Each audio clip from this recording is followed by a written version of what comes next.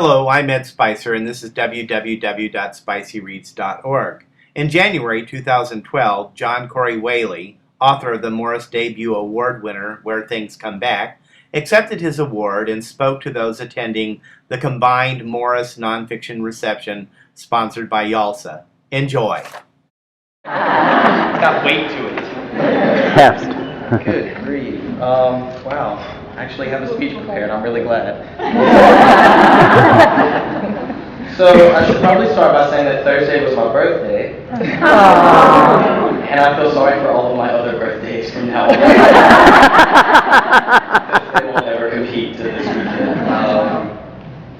Okay, I'm not going to go unscripted because it would just be a catastrophe. Wow, you're all so beautiful. I haven't hugged you already. Please hug me. I'll be awkward for just a minute, but we'll go. All right, so I'm gonna try. Okay. Before I get sappy and overly confident in my rhetoric, I should thank the several amazing individuals to which I owe the past year of my life. I first want to thank Ken Wright.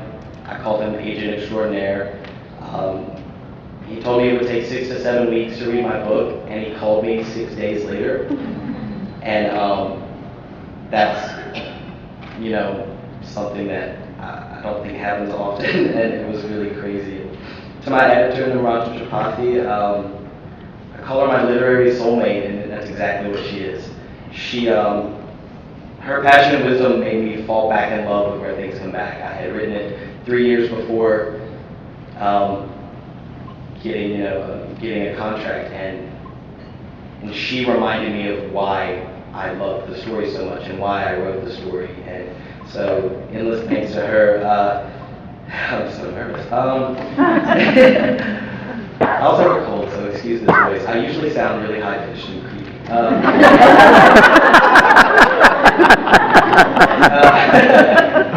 And I also want to thank Paul Crichton, Sina Consol, Michelle, Lala, the best publicity marketing team in the business, for making sure that bookstores and libraries and everyone all over didn't ignore my little book about a boy and his brother and a bird. And I want to thank Justin Chanda and John Anderson at Simon & Schuster for believing in this weird little story, and for Michael McCarty for designing a book cover that screams Arkansas with beauty and simplicity. I am in love with my book cover to this day. And of course to everyone else at Athenaeum and Simon & Schuster for their tireless work on this book. I will forever sing your praises, and I will never forget the grace and genuine love that you all share for your work. And lastly, to my fellow finalists, your books are why I write and why I read. Stories filled with adventure and mystery and heartache and angst. To be on the list with you has been my greatest honor, and I can only wish for such convergences with brilliance in the future. And I want to say a special note to Guadalupe, that speech was beautiful. Absolutely. Thank you so much for those words, they were beautiful. I teared up. And now to the part where I ramble. Sure. I get to be a writer, and I cannot adequately explain to you all how it feels to say that and have it be the truth, have meaning to it. Because for so many years I was the guy who also writes books on the side, and I was the guy who started things and didn't finish them, and I was that guy from that small town where you can dream big but it's never going to come true. And I can tell you right now, especially today, that my life is a constant state of shock. I wake up every day and I remind myself that I get to be what I've always wanted to be. That I get to tell stories and that people actually read them. And every day I feel more blessed than I know I deserve to feel.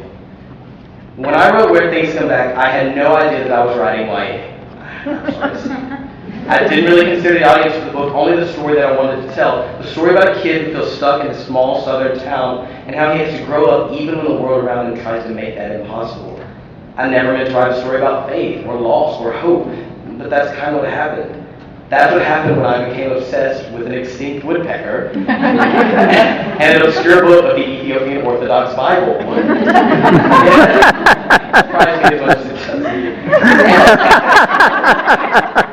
And as it turns out, I wrote a YA novel, and I I've discovered that there's no other community I would rather be a part of. Woo-hoo-hoo. Because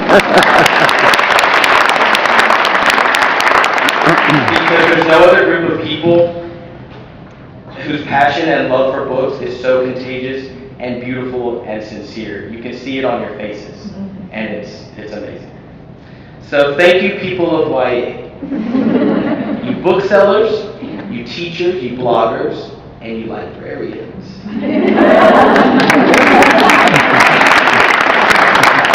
Thank you for knowing that being a teenager doesn't mean you can't connect to literature on the same levels, if not more levels, than adults can.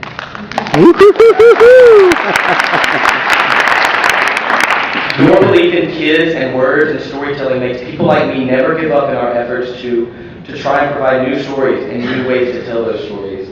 And to the teenagers of the world, the cool kids who run into things while they're walking and reading books, thank you for your enthusiasm and your honesty and your courage.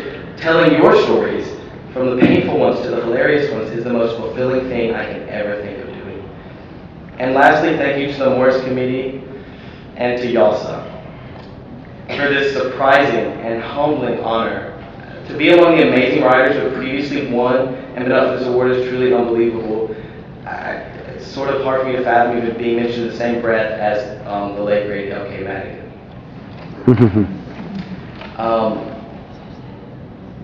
So, I'll go off a little bit. Did I write that permission? I wrote most of this book in a camper in Arkansas. And that's really funny, but true. And I was someone who was doing something he shouldn't be doing. I was a school teacher, and I love school teachers. Being a school teacher gives you immense respect for school teachers. But it does, because you have to be an amazing, patient, creative, tireless person. And I think that I'm more built for sleeping late and writing words.